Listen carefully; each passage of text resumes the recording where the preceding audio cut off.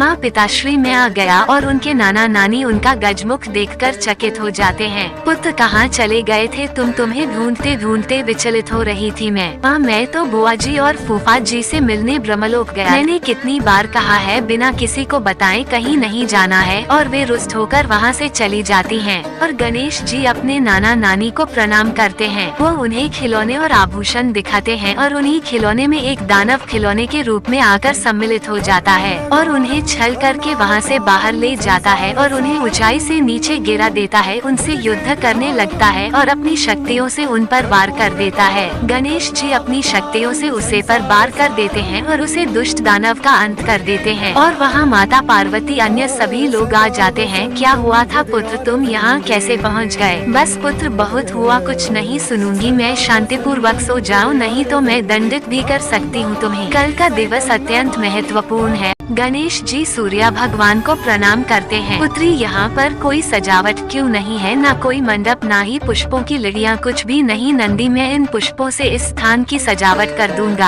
आज सभी देवी देवता यक्ष गंधर्व आदि इस उत्सव के लिए यहाँ पधार रहे हैं और तुम इतने ही पुष्प लेकर आए हो। किंतु माता देवी देवता तो प्रतिदिन महादेव के दर्शन के लिए आते हैं। उनके आगमन पर हम कभी कैलाश को पुष्पों से नहीं सजाते, किंतु यहाँ देखकर ऐसा प्रतीत होता है कुछ भी विशेष होने वाला ही नहीं। शांत हो जाए माँ, चिंता मत कीजिए। और माता पार्वती नीलकंठ को बुलाती हैं और वहाँ पर बहुत सारे पक्षी आकर फूल मालाओं से भवन को सजाने लगते हैं और मयूर रंगोली बनाते हैं। गणेश जी, इतनी सजावट, हमारा भवन तो बहुत ही सुंदर लग रहा है। रुको पुत्र, पूजा के भी कुछ विधि विधान होते हैं। आज तो तुम पूजा के संपन्न होने के बाद ही भोजन प्राप्त कर सकोगे। इंद्रदेव, गंधर्व, बाल मुनि, सप्त ऋषि, श्री हरि विष्णु ब्रह्मा जी का गज पुष्प वर्षा कर उनका स्वागत। ऋषि भृगु संस्कार आरंभ करें। देवी नैना, अपने नाती को बुलाइए जिससे हम विधि प्रारंभ कर सके। महादेव माता पार्वती और उनके पुत्र को बुलाकर लाती हैं और सभी देवगण व ऋषिगण महादेव और देवी पार्वती को प्रणाम करते हैं। बालक और उनके माता पिता अपना स्थान ग्रहण करेंगे।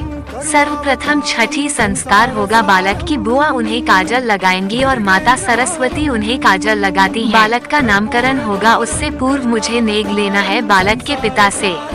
ऋषिवर यज्ञ पूर्ण कर बालक की कुंडली प्रस्तुत की जाए। ऋषिवा कुंडली देखकर हमें बालक के नाम का प्रथम अक्षर प्राप्त हुआ है। अब ब्रह्मदेवा वह अक्षर देवी सरस्वती को बताएंगे। देवी सरस्वती माता पार्वती को वह अक्षर बताती हैं। मेरे पुत्र के नाम का प्रथम अक्षर ग होगा और अब महादेव हमारे पुत्र को इस अक्षर से प्रारंभ होने वाला नाम देंगे और महादेव मंत्रों का उच्चारण कर तुम गजानन हो पुत्र, और सभी देवगण गजानन को आशीर्वाद देते हैं।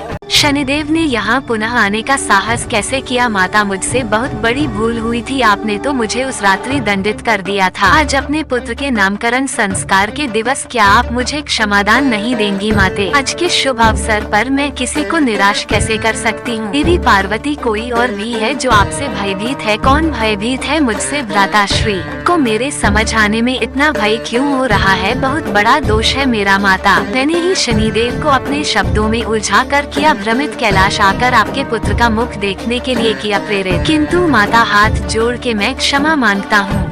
जिसे आप एक भूल कह रहे हैं, उसने पिता पुत्र के बीच भीषण युद्ध करवाने का कार्य किया था। किंतु यह मत भूलिए देवऋषि, व्यक्ति का कोई भी कर्म, उसकी कोई भी भूल नियति कभी नहीं भूलती। आपकी इस भूल के कारण एक समय ऐसा आएगा जब आप भी अपने पिता ब्रह्मदेव का विरोध करेंगे, किंतु नियति न्याय अवश्य करती है और यह नियति का न्याय होगा।